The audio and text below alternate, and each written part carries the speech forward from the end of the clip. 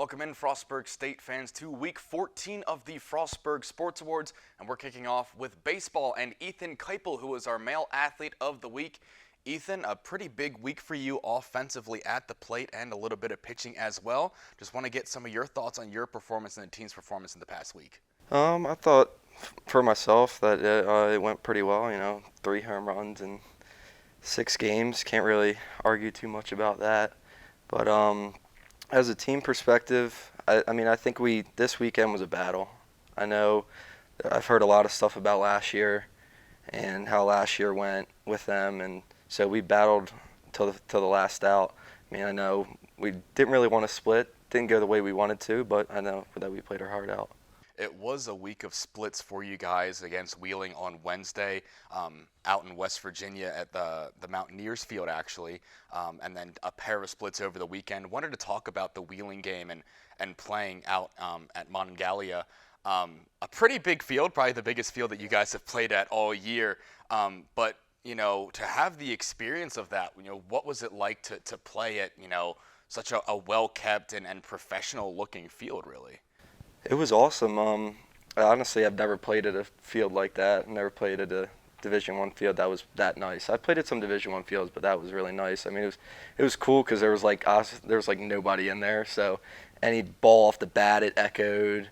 Anything you said, it echoed. It was a cool experience. For you, you hit a big grand slam in that game, in game number 1, and it provided a spark for the offense really to take control of the game 1 win.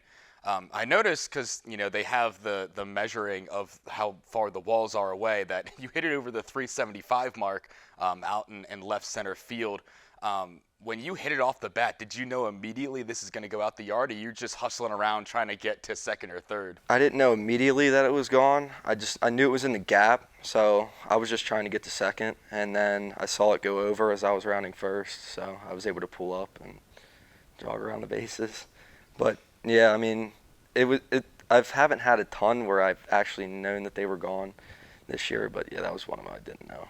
One of the guys that as soon as it leaves the bat, you kind of know whether it's gone or not, Bryce Jackson, who supplies a lot of power this year. Second most home runs in a season all time currently. You have batted in the cleanup spot in the last few games between Danny Estrada at leadoff and then Bryce and then Trevor Jones. In that spot for you, obviously you're trusted to knock in, guys are going to get on base. Danny, I think, got on base about 8 or 9 times total between the 4 games this weekend. What is it, how is your mentality going up to the plate in that spot, knowing that you're the guy that is entrusted to get those runs home or move people up? I feel great in that spot. I've been in the 4 spot all my life, but having Danny is a very good leadoff. He's always getting on base. Trevor, same way, always getting on base. Bryce has been getting pitched around a lot this year, so he's been taking a lot of walks, not chasing pitches, and then when he gets his pitch, he's been killing it. So, just having those guys in front of me getting on base, it makes my job a whole lot easier. I just got to put a ball in play, and it gets us a run, and we've scored a lot in the first inning. Especially yesterday on Sunday in the game, and game number 1, it was, West Lib came out, scored 4 runs early on, and then you guys came back 6 runs and batted around the order in the bottom of the first. It seems this year, and then you talked about hearing things about last year, where last year sometimes the team would kind of get down on themselves and not really have the energy in the dugout to go back and rally. When you guys started getting on base and stringing the hits together, it seemed like you guys had a feeling that, yes, we're down by 4, but we're going to come back into this game and our offense is going to be able to carry us. Is that something you feel too? Oh, yeah, for sure. We've been down worse than 4 runs this year, and I know the capability of our offense. I know that we're good enough that we can put up as many runs as we want at any given time. So I was really pleased that we were able to not let that 4-0 start in the top of the first get to us, and we were able to put 6 up in the bottom. You've also come in and been sort of a two-way player where you've gotten some starts on the mound as well. Something obviously you would have done at junior college and have that reputation. But coming in, to the Division II level, and obviously you play about the same amount of games between junior college and the Mountain East. But How have you adapted to this new team and being able to be effective both on the mound and at the plate with a group of, a lot of young guys and guys that have been here for a few years and transfers kind of all blended together? Coming in here, everyone was welcoming with open arms. I mean, I couldn't have picked a better place to come. As far as guys help, everyone's been helping me. Like, I'm asking guys that have been here. I mean, Jack Morelson's been here for 4 or 5 years now, so he's, knows everything about this place. So just asking all the guys and guys that have been here for a few years and just getting some advice and stuff like that. Coming up this week, a midweek game against Millersville, who's one of the top teams in the PSAC, have been nationally ranked before, or one of the best teams in the region by terms of rankings. And then a big home series at the weekend against Notre Dame, who are, sort of in that 2-3 spot in our division, and certainly a talented offensive team in their own right. We're kind of getting into the nitty-gritty of this is, crunch time for the year, and, people will look outside at us and be like, this team has a great turnaround, but certainly the mentality would seem like, when I've talked to some of the guys, that the job's not done yet. We still have a lot of stuff to do. We can't, hang on all laurels. What's going to be the team's mentality leading up into these final few games and going into the conference tournament, trying to get that number 1 seed for our division, and then, going into the tournament, trying to get a championship? I think our mentality is just one game at a time. I know this game coming up Wednesday against Millersville is going to be a really big test for us, and I don't see any doubt that we can't win that game at all. So yeah, just taking it one game at a time and just coming out there with energy and being ready to play. I know that we're going to come out fiery because I know we wanted all 4 this past weekend and we didn't get it. So next weekend we're going to want all 4. All right, Ethan, thank you for coming on today to talk to us. You've obviously had a very long weekend, and you got another big week coming up ahead of you, but want to thank you for being here, taking the time to talk to us. Congratulations on your big offensive week. Hope we pick up some more wins and have some more big hits this week as well. Thank you. I appreciate it, you guys. All right, next up we will have Steve Gardelman from Men's Lacrosse, who is our Coach of the Week after they picked up 3 wins in the past week, so be sure to stay tuned for that interview. Back on week 14 of the Frostburg Sports Awards with Steve Gardelman from Men's Lacrosse. Picked up 3 big wins in the past week, and a lot of them in dominating fashion. Coach, pretty big wins for you guys. How do you think your team performed? Yeah, it was great to see our guys, play with confidence and, conviction, decisiveness, and everyone really ran out there and kind of ran really hard and made their plays, and whatever opportunity they got. It was a lot of fun. We got to do what we were feeling like we're capable of, in a lot of games, as far as controlling the tempo, putting the balls in the back of net, making stops where defensemen are affecting the ball carriers, not just letting it come to them.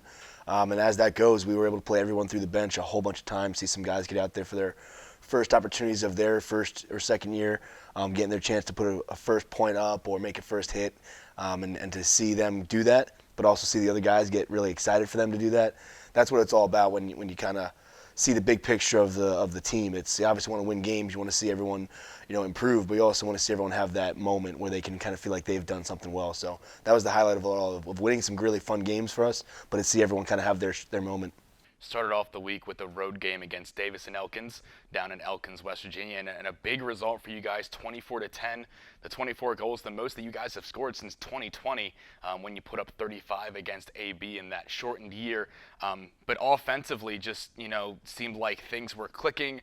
The guys were all running their sets and performing really well. The defense might not be entirely happy giving up the 10 goals, but certainly you take that with the 14-goal win. But just a very complete performance on the offensive end from you guys. Yeah, I would agree. Some guys really starting to fall into themselves of finding the shots that work more for them versus the other ones, getting to spots more consistently that work for them. Overall, as an offense, we've really valued the plus minus in the last couple of weeks versus who or how. It's just get it in the back of the net, defend the goal. So the plus minus has really gone a long way for those guys to see value in a good cut, drawing a slide, making the extra pass to the one more. You might not get the hockey, you might not get the assist, but you get the hockey assist, so to say. So guys seeing that plus minus, a bit bigger picture versus just what did I do right here? Well, those 3 plays beforehand probably let us get to that opportunity, and that's kind of what's leading, I think, all the success on that side is putting 1 or 2 structures in that kind of let them see their role a bit clearer, and then within that they're just valuing their role and knowing, hey, it's not me, but it's us. I think they've done a great job this couple weeks with that. UDC then on Thursday coming back home into Bobcat Stadium for that game and a rescheduled game. But, it originally played as the Morgan's Message game. Was a very important message to get across to athletes and certainly something that means a lot to you guys as well. Able to put that up on the Saturday game then with the video that you guys made. It was a very nice moment. Talking about the game itself, a couple big performances. Jake Bowman and Matt Ward specifically come to mind. Jake with 3 goals and 2 assists, I believe, and Matt Ward with a goal and 4 assists, which really came into his own passing-wise. But just another solid performance. UDC has one of the better attackers stat-wise that I've seen. A guy that had 15 goals in only 8 games and kind of led their offense, and defense really shut him down. Again, a very much complete performance from the team. Yeah, we've been kind of hunting that down. It's always a progress goal, an improvement goal, not a perfection goal. Not trying to say we've ever reached there or made it there, wherever there might be, but just trying to constantly improve and put 4 quarters together. We feel like we've won each individual quarter, or we at least had control of each individual quarter, whatever we feel control is, running fast, slowing the game down, getting more ground balls, whatever it could be. So it's really fun to see all this kind of take shape. We talk a lot about through the fall of where we want to be. Early spring, you kind of work through the kinks as you play who you play, and you kind of work through new guys, new experiences. To really see us come out there and play defensively as a unit, a 7-man unit. It's 6 defensemen and a goalie every time. Shine. We put them on their heels a lot for an offensive unit that does like to put the pedal to the metal, so to say, and run and shoot a lot of early offense. We defended the early stuff and then put them on their heels, and we like to say big numbers, try to get people out to the big numbers in the football boundary so that we're in our space versus reacting to the offense. So really cool to see us put that to use, and put that into seeing the benefit of it, not just, hey, coach wants me to run out there and get tired. It's let's make them tired and see the value in it, and then trusting the help on the backside behind it, which has really been very, very sound, a lot less unearned goals in the defensive set. To see Jake Bowman and Matt Ward, a couple seniors come out there and light it up, really good to see them find the back of the net. They've always been those guys in the plus-minus that are doing great things. Matt drawing so much attention to get somebody else 3, 4, 5 goals in a game. Maybe not assists or goals, but working that way. And Jake Bowman's one of the most active off-ball guys. He's kind of the tempo guy for us. But actually, to talk about Matt Ward and assist, I believe checking in, he's kind of creeping up the assist list, and he's maybe near 4, 5, or 6 in that assist list. So he checked it out himself, and he actually noticed, says, I think I'm getting up there. And for a guy who fancies himself as a goal scorer, it's cool to see him climbing that list as well. You talked about the assists, and another guy, Bubba Love, who had a very important game for him on Saturday, and part of the Love Strong game that obviously is very near and dear to our hearts here at Frostburg, with Bubba's brother Spencer having beaten testicular cancer. And wanted to just take a moment and kind of get your thoughts on what that game means to your guys and the motivation they come out with for such a big game for the program. Yeah. Spencer's story is, one of legend here, and, one that we always try to recall and reflect on. He's a big part of the program. He's come and talked to the team a few times over just at practice and through alumni games. We obviously know the Love Strong Foundation and what that is working towards. And, all of our guys are obviously at risk for those kinds of things. So that story speaks to us for what we need to be aware of for our health, and that's important. But to see what he's able to do through his career in beating that and then still achieving what he did athletically, then to thrive in his professional career afterwards, still being a survivor through all, it's so motivating. It's a lot of what we want to try and see our guys emulate is that grit and determination that, don't take no for an answer if it's the right thing to work for, where that's just unmatched in Spencer's story. So that, for Bubba and for our team, that really means a lot to go out there and play the way we did in that game, which felt like the first time 4 quarters were fully in our control. Whatever we deem as control, that really felt good in that game, and kind of embodied what we hope to do in Spencer's likeness. And in that game, what I noticed in the box score was, Stack only scored 1 goal per quarter. It was all 4 quarters where, again, credit to the defense and to the ride for limiting them and causing some turnovers in the front, when they're on defense trying to clear. talking about the defense specifically, Seamus Carney, Landon Bruce, Jake Sprecher were the three that came to mind of big on-cause turnovers and really putting pressure on opposing defenses. And those three have really stepped up in the last few weeks of understanding their role, who they're going to mark, and just being active and causing problems and wreaking havoc for other offenses. Mm-hmm. And the light bulb's gone off for Landon and Seamus as far as being first-year guys. Playing a lot this year, but the light bulb's gone off that they're big bad dudes. They're no longer first-year guys. They've seen every trick in the book in lacrosse. They've gone through a semester and then some, 2 times the midterms, the finals. They've been through the walks of life to be a college student athlete. So those guys are really coming into their own and being the athletes and lacrosse players that they know they are, but kind of performing at the level they believe they can do. So we're really pumped to see, Seamus getting pretty close to some single-season records for the cause turnover side of things. Landon Bruce is playing phenomenal in all senses, on ball, off ball, ground balls. Really, really shining as a first-year guy who's, playing really well and earning his starting spots. And then as we have seen some injuries come through for our position there at that close defense, he's just taking every opportunity he can get and shining in it. So we're really pumped for those young guys to play as sophomores now, not first-year guys, which is pretty cool. And Jake Sprecher has always been a leader for us on that side, and his ground ball game has really come up where his first-time ground ball, he's being physical and being forceful on ball within the penalties, within the rules, not getting penalties. And he even got out and got a run out and got his first goal of his career. To see him and get that is pretty exciting because he works so hard, and he's a man of few words as far as what he says to motivate guys, but he motivates guys by how he plays and what he does. So those guys are leading us, and then Kevin Ruther is making save after save because those guys are affecting and putting people in the world that we want to see shots, and Kev's just playing catch.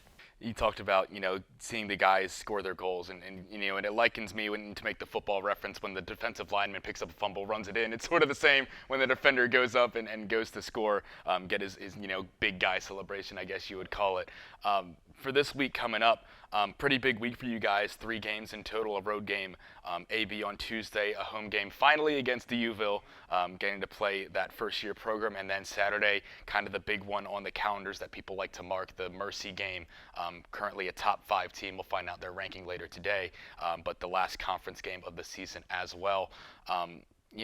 With the games now, you're about to play 6 games in about 14 days, and it's tough on the bodies, but being able to recover and having these big wins. You mentioned being able to get some of the younger guys in, getting playing time, and you look at the schedule, it's brutal, but taking it one game at a time and allowing these guys to get a rest and more guys to step up and play. It's every rep we get out there for 1s, 2s, 3s, whatever you may fall on the depth chart, and however opportunities may come, are great reps. They're probably better than practice reps every time we're out there in a game. So we use our practice. We definitely will try to win our practice, and our guys compete like crazy in those moments. But really to play in those games gives you the adrenaline, gives you the feeling that you just can't simulate all the time. So it's great to see, like you said, we're taking it game by game, making sure that we take advantage of the moment, and first guys go out there and take care of their job. And when we, do our job, the other guys get in there and do their job over and over again. It's been great to see execution through all the opportunities given out there. So that one thing will save our legs a little bit, but it's also going to give us opportunity after opportunity of who is growing, developing, showing that they're ready. God forbid, something happens and we have another injury come up, and somebody's going to be a bit more ready now than they would have been 2 weeks ago because of these opportunities. So it's a long season, a lot happens, and sometimes these talented first-year guys that are maybe not as lucky in the opportunities they're getting are maybe starting to hit that wall. And this is where these opportunities can really kind of help them break through that wall and then show this is why you're doing it. Because now if something comes up to help us beat DUville or help us beat Mercy in this last week of the season, you're ready. And that's what it's all about, is just kind of making sure the program's ready to rock and roll, and hopefully everyone's experience is good as we do that. And I think our guys did a really good job of, through the ups and downs of the season, staying completely on board and completely focused. Well, Coach, thank you for coming on today to talk to us. You've obviously got a very busy week ahead of you here, but we appreciate you being here. Congratulations on your fine week. Hopefully we'll pick up some more wins this week as well, and maybe see you next weekend as well. Who knows with how we go to Coach of the Week, but congratulations once again. Yeah, thank you so much for having me. All right, we will be wrapping up our sports awards this week, and we'll stay with lacrosse, but this time it'll be on the women's side. We'll have Chrissy Milburn, as she had a very good week and a pair of women's lacrosse wins. Be sure to stay tuned for that interview as well. Wrapping up the Frostburg Sports Awards this week is Chrissy Milburn from women's lacrosse after she had a couple of great performances and a pair of wins for the team. Chrissy, a couple of big wins for you guys. Just want to get some of your overall thoughts on your performance and the team's performance overall. We're on a really big winning streak. This is our 6th win in a row, and I think that we're all just really hype and we're all excited for ourselves and just each other. I don't want to sound cocky, but I've been doing really well, and my teammates have been doing well, and we just have a really good connection so far on the field, and it's really been showing in these wins. So. Certainly not any kind of cockiness on our end here. The stats really back it up, and you're performing very well. And wanted to talk about riding this 6-game streak, and the beginning of the season for you guys. It was some tough games and some losses that certainly the team felt they could have won and should have played better and get up a couple wins. But it seems really that this team has come together. Since really I'd say that Barton win, that first win of the season kicked everything off. You look at the roster and the makeup of this team, it's very young. 13 freshmen, I think it is, that make up the team. A couple of seniors, a couple of graduate students as well, where there's a nice blend of youth and experience that seems like things are finally clicking everyone on the same page. Is that something that you've seen as well the past few games? I definitely think we have. We started this season off playing really big teams, and I think some of the games we did play, we were really surprised that we lost, and I think we were lost as a team. We kind of just didn't know where we all fit, where our place was. And we were still, there's 13 freshmen, we're new, and I know at least for me, coming on to, a team with so many experienced girls and girls who, have played with each other for years, it was kind of like I was nervous and I didn't feel like I meshed well. But I think that our Missouri Western game, which we lost, I think by 1, if I'm right, I think that was our turning point. I think that was the first game in our actual season where we all collectively played as a whole, 110%. We were all cheering each other on. We were all doing well, and I think we got closer, and then we just got closer and closer after the games after that. Barton was our first win, and we were all very excited about that, and I think that pushed us to keep winning and winning and winning, and actually taking a look at, ourselves and each other, and what can we work on. I think that we were so focused on coming in, thinking we were going to win and thinking that, we beat them last year and it was an easy team. But I think if anything this season we've proved that just because you lose to you lose to a team 1 year or you beat them 1 year doesn't mean that's exactly how it's going to play out the next. So we kind of had to take a step back, come in with fresh eyes, and just realize we're all here, we all love each other. We just need to work together and just support each other.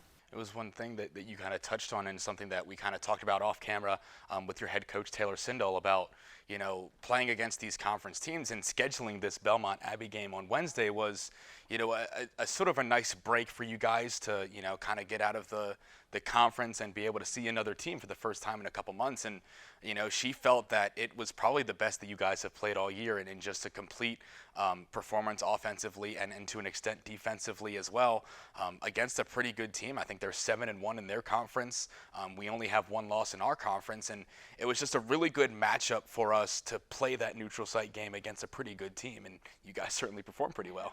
I think we kind of surprised ourselves with that win. I think that, we didn't come in, assuming we were going to lose. We were pretty confident in ourselves, but I think the fact that we beat them by so much, and everyone was just doing amazing. That was like a game where the sideline was hyped, the field was hyped, it was amazing.